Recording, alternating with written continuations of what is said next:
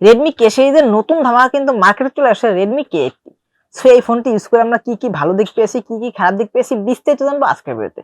তার আগে একটি কথাই বলবো ভাই, অনেকে আমাদের ভিডিও দেখেন বাট সাবস্ক্রাইব করেন না। আমরা নতুন ক্রিয়েটর, অনেক কষ্ট করে ভিডিও বানাই, একটু সাবস্ক্রাইব করে আমাদের পাশেই থাকবেন, আমাদেরকে সাপোর্ট দিবেন যাতে আমরা আরো ভালো ভালো ভিডিও বানাতে উৎসাহিত হই। সো আর দেরি না করে যা যাক মেইন ভিডিওতে, লেটস গো অন। ফোনটির রিয়ার প্যানেলটি ফ্ল্যাট বডি এবং ফ্রেম দুটোই মেটালের তৈরি। তবে রিয়ার প্যানেলের ডিজাইনটি ভাই ভালো লাগেনি। ক্যামেরা মডিউলটি গোল সার্কুলার টাইপের, কেমন একটু সস্তা সস্তা হয়ে গেছে। মানে ওই যে আগে একটি ভাইব ছিল না রেডমি কে সিরিজের ফোন মানে একটু অন্যরকম ডিজাইন, অন্যরকম কিছু, সেটা কেমন যেন হারিয়ে ফেলছে তারা। ফ্রন্টেও রয়েছে ফ্ল্যাট ডিসপ্লে এবং উপর ঠিক সেন্টারে এসে একটি পাঞ্চল সেলফি ক্যামেরা। পোর্শন বাটন নিয়ে নতুন করে কিছু বললাম না, বরাবরের মতো সবকিছুই পেয়ে যাবেন, বাট দুটো জিনিস বাদে, মানে 3.5 mm হেডফোন জ্যাকটিও নেই এবং আয়ার ব্লাস্টারও নেই। ভাই আমরা শাওমির ফোন মানেই সাধারণত বুঝতাম আয়ার ব্লাস্টার থাকবেই কমন, বাট এখানে আয়ার ব্লাস্টার নেই। ফোনটিতে IP68 এর রেটিং পেয়ে যাবেন, যার কারণে টুকটাক পানির ছিটাফোঁটা কিংবা ধুলোবালি থেকে রক্ষা পাবে। তবে আমার মনে হয় IP68 এবং IP69 দুটো রেটিংই এখানে থাকা উচিত ছিল।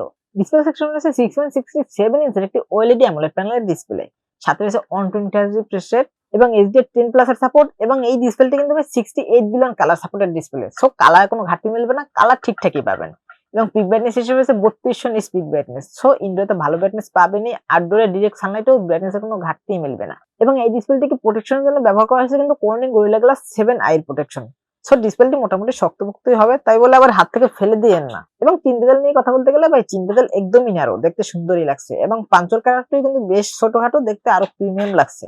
এবং রিয়ার প্যানেলটিও যদি একটু প্রিমিয়াম লাগতো তাহলে তো হতো ভাই। অপারেটিং সিস্টেম হিসেবে রয়েছে Android 15 এবং ইউআই হিসেবে রয়েছে HyperOS 2। এবং প্রসেসর হিসেবে ব্যবহার করেছে Qualcomm Snapdragon 8 Gen 3 প্রসেসর। এটা কিন্তু খুবই ভালো একটি প্রসেসর ভাই, হাই লেভেলের একটি প্রসেসর।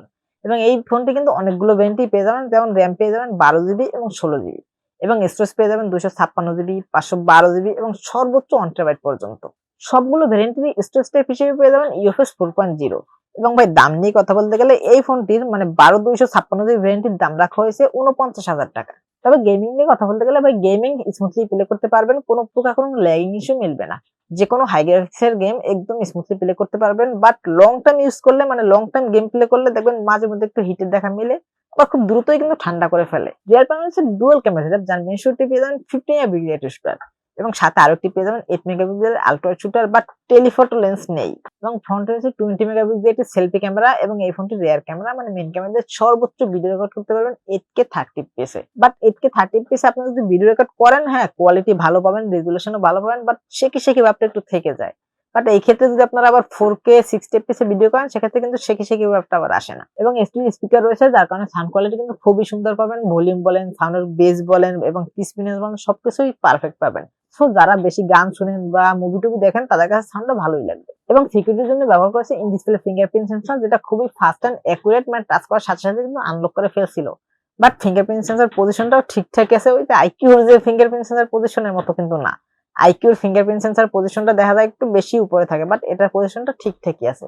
এবং এটির ব্যাটারি সেকশন আছে 6500 mAh একটি silicon carbon battery. Silicon carbon battery মানে তো আপনারা বুঝেনি, মানে দেখতে ছোটখাটো হলেও ক্ষমতা অনেকটাই বেশি থাকে।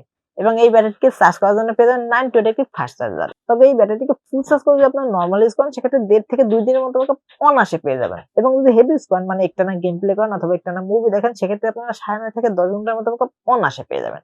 সো আজকে এই পর্যন্তই, দেখাবেন নেক্সট কোনো ভিডিওতে।